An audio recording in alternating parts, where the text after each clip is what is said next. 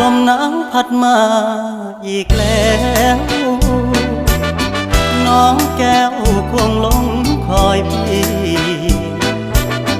เคยสัญญาให้ไว้จะกลับไปหาคนดีเพราะน้องพี่คงจะกลัวลมหนาวพัดมาอีกคนหนาวกระมนหัวใจปวด